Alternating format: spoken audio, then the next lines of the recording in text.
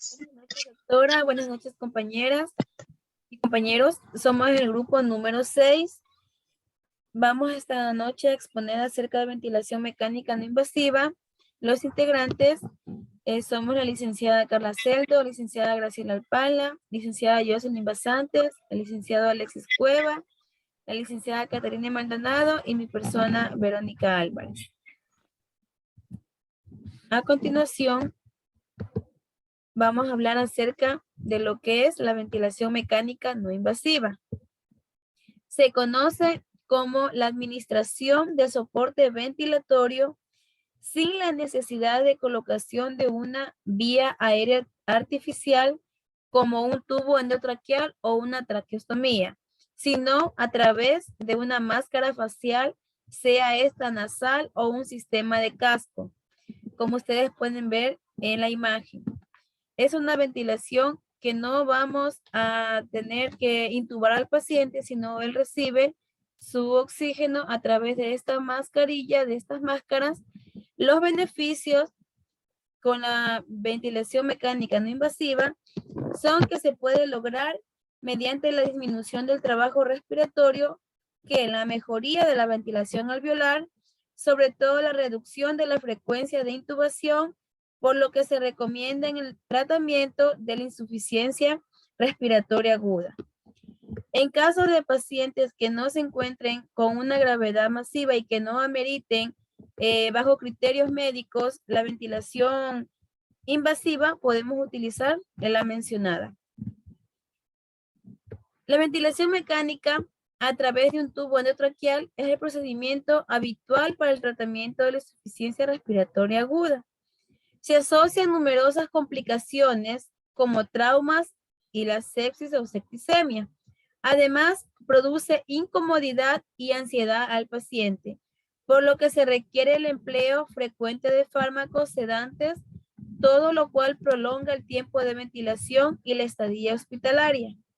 La ventilación no invasiva es un procedimiento de ventilación artificial en el cual no se utiliza para la conexión paciente-ventilador ningún implemento como tubo endotraqueal o cánula de traqueostomía, sino a través de una máscara nasal, facial o un sistema de casco, como ya lo habíamos mencionado. Se recomienda este tipo de ventilación debido a que con este procedimiento el paciente va a tener quizás menos días de estadía hospitalaria y no se van a utilizar los medicamentos sedantes como se utiliza en una intubación. Tenemos nosotros la selección de los pacientes. Los pacientes que van a ingresar a ventilación mecánica no invasiva deben ser debidamente valorados por un médico. Debemos tener en cuenta que el diagnóstico sea el adecuado, sea el correcto para utilizar este tipo de soporte. La reversibilidad potencial de la afectación que produjo la insuficiencia respiratoria aguda y que exista una necesidad real para establecer la asistencia respiratoria, como que una dificultad respiratoria moderada o severa. En pacientes que tengan una taquipnia con frecuencia respiratoria mayor a 35 respiraciones por minuto, pacientes que estén usando músculos accesorios y una afectación del intercambio gaseoso dado por un pH menor a 7.35, un CO2 mayor a 45 milímetros de mercurio y una PAFI menor de 200. En los criterios de exclusión se deben tener en cuenta los siguientes. Si el paciente presenta una inestabilidad hemodinámica, una necesidad de establecer de forma inmediata una vía aérea artificial, incapacidad de los pacientes para proteger su vía aérea superior por secreciones excesivas, vómitos, trastornos de la conducta o el estado de conciencia. Imposibilidad de ajustar la máscara, cirugía reciente de la vía aérea superior o gastrointestinal alta y la hemorragia gastrointestinal activa. Este tipo de pacientes son quienes no pueden utilizar algún tipo de ventilación mecánica no invasiva debido a las complicaciones que tienen o a las enfermedades que están presentando, por lo tanto no son candidatos al uso de este tipo de soporte ventilatorio. Tenemos nosotros las interfaces y respiradores de la BNI. Interfaces de la BNI. El éxito depende en gran medida de la interfase, elemento donde se produce la interacción del paciente con el respirador. Se debe conseguir un equilibrio perfecto entre la comodidad y la tolerancia del paciente y la eficiencia de la interfase. Se han propuesto algunos modelos. Tenemos las máscaras nasales. Son útiles cuando se precisa ventilación las 24 horas del día. Se caracterizan por cubrir la nariz. El paciente puede hablar e ingerir alimentos y se logra una mejor adaptación del mismo que con otras máscaras. Se señala como inconveniente la fuga frecuente a través de la boca y la monitorización del volumen tidal que resulta más difícil. En la imagen podemos observar otro tipo de ventilación mecánica no invasiva. Cuando pacientes no están tan graves, por así decirlo, se utiliza la ventilación que cubre la nariz. Como ya menciona el texto, el paciente con este tipo de ventilación no se va a encontrar tan ansioso ni tan inquieto debido a que no le cubre toda su cara. El paciente obviamente está consciente, está orientado. En algunos de los casos, ¿no? En otros casos el paciente no está muy orientado. Por lo tanto, el paciente orientado puede alimentarse, puede tomar agua, tomar un juguito y va a estar va a estar más cómodo. Tenemos también otro tipo de máscaras buconasales. Esta nos va a cubrir la nariz y la boca. Va a permitir que el paciente reciba el flujo de gas por ambas vías naturales, con lo que desaparecen los problemas de la fuga oral y el incremento de la resistencia nasal, pero crean un mayor espacio muerto y es más incómodo para el paciente. Tenemos el sistema de Helmet. Aporta algunas ventajas con respecto a la máscara facial. La tolerancia es buena y la interacción del paciente con el ambiente que le rodea es bastante satisfactoria. Con respecto a las máscaras buconasales, en mi experiencia en una clínica de Machala, el año pasado que estaban colocando al paciente la ventilación mecánica no invasiva, la máscara buconasal, al momento de la colocación, no sé si faltó un poco de experticia por parte del médico, tenía demasiado flujo, salía demasiado oxígeno por lo que es la mascarilla. Esta máscara, el paciente no toleraba colocarse la mascarilla, el paciente estaba muy ansioso, pensaba que se iba a morir, era algo tan incómodo porque le cubría toda la cara, lo que es la boca, la nariz, una experiencia muy fea. Por lo tanto, el paciente, como no se le podía colocar la máscara buconasal, se lo llevó a la intubación. El paciente ya había salido de la intubación, querían hacerle una ventilación no invasiva, pero debido a que no estaba bien programado el flujo, el oxígeno y que el paciente no podía tolerar el colocarse en la cara, se desesperaba, sentía que se ahogaba, se ponía cianótico, desaturaba, entonces se procedió a hacer otra vez lo que es la intubación. ¿Cuáles son los predictores de éxito para la ventilación no invasiva? Pacientes jóvenes, pacientes con escasa cantidad de secreciones respiratorias, una alta puntuación en la evaluación de neurología y un bajo índice de gravedad, es decir, un Apache menor a 25. Con respecto a la evaluación de neurología, también hablamos de la valoración de la escala de Glasgow. Adecuada sincronía de paciente y ventilador con escaso escape a través de la máscara y una correcta adaptación o tolerancia por parte del paciente. Como yo lo mencionaba, el paciente del ejemplo no toleraba, no se adaptaba a la mascarilla.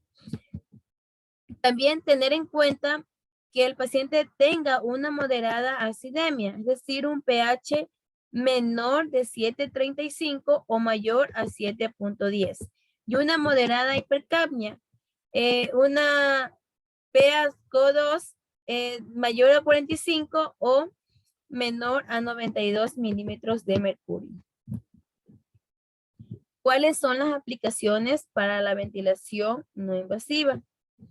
Principalmente en pacientes que tienen enfermedad pulmonar obstructiva crónica. El uso de la ventilación mecánica no invasiva, ¿cuándo se la da? Cuando existe una exacerbación aguda del EPOC que produce una rápida mejoría de la sintomatología de la mecánica fisiológica y en la disminución de la necesidad de intubación.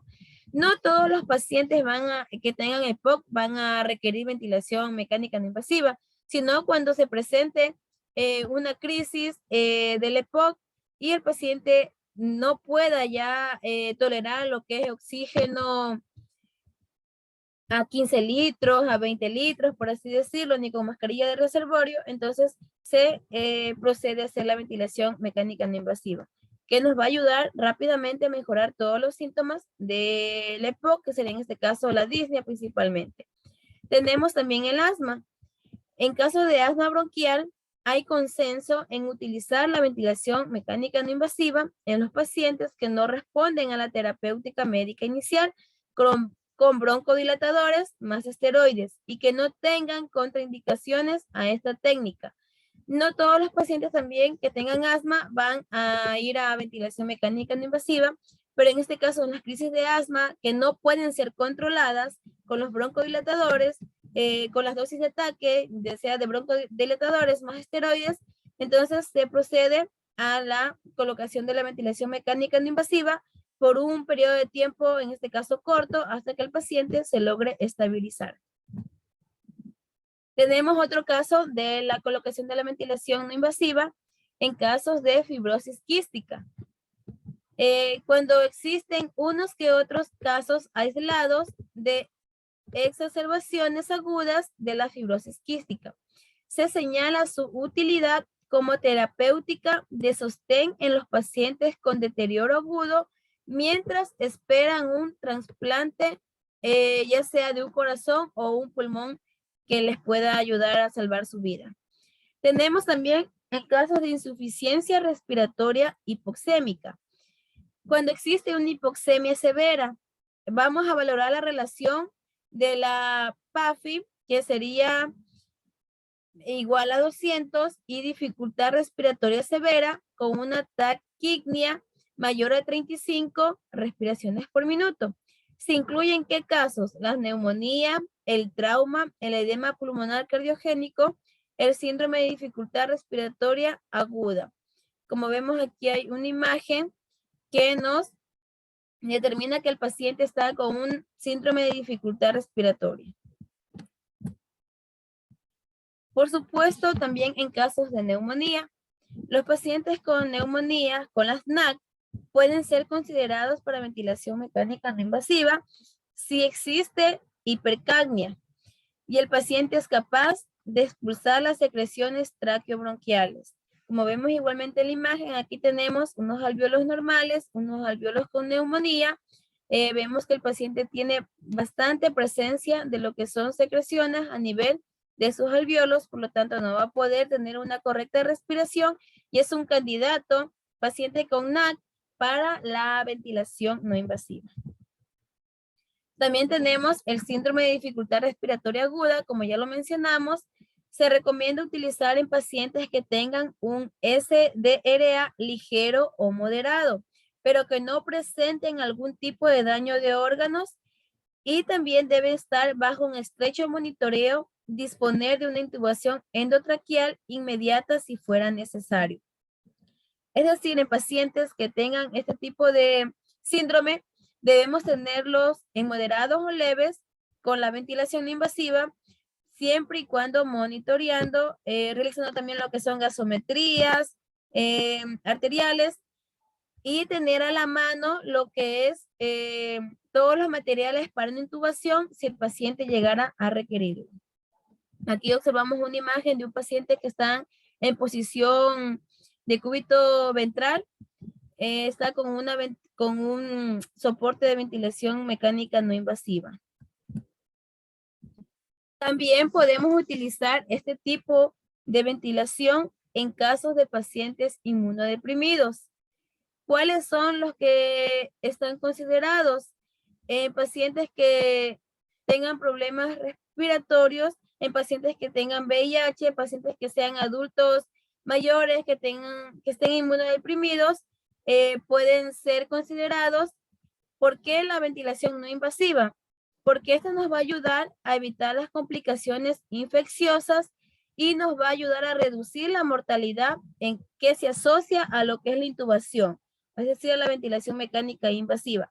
Recordemos que pacientes adultos mayores muchas de las veces no resisten a lo que es la ventilación mecánica invasiva. Algunos, los medicamentos quizás le provocan algún tipo de respuesta de efectos adversos, por lo tanto no se recomendaría. También hay pacientes que son de difícil acceso a la vía aérea, pacientes que tienen el cuello muy corto, que se conoce como cuello de tortuga, pacientes obesos que no puedan recibir una intubación. Entonces podríamos intentar con una ventilación mecánica no invasiva con alguno de los tipos que ya se mencionó. Puede ser la que solamente va hacia la nariz o la que cubre la boca y la nariz, dependiendo de las necesidades de cada uno.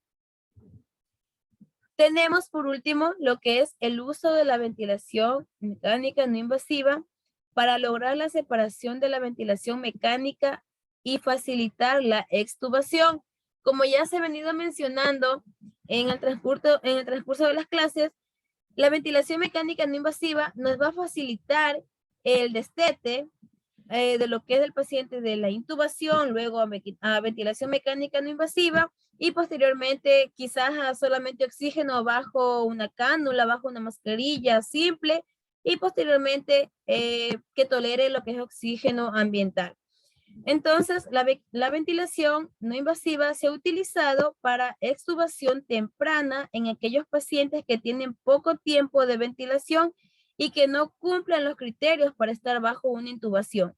Se hace con el objetivo de evitar las complicaciones de la intubación prolongada, como neumonías nosocomiales, trauma y sinusitis, principalmente.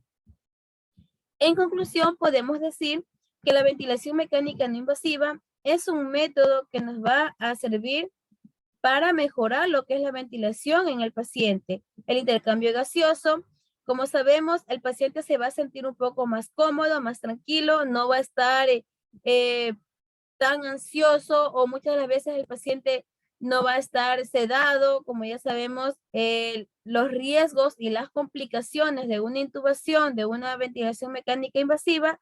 Entonces nosotros con las máscaras podemos ayudar al paciente a que evite lo que son problemas que se pueden ocasionar con la intubación, como son las neumonías nosocomiales, las neumonías asociadas al ventilador mecánico, los traumas, todos los traumas que se provoca al no programar correctamente un ventilador y también sinusitis en este caso. Aquí tenemos nuestra diapositiva de agradecimiento con una frase de enfermería que dice: si salvas una vida, eres un héroe, pero si salvas 100 vidas, eres una enfermera. Eso ha sido todo, compañeros y docente. El grupo 6 le agradece su atención. Muchas gracias.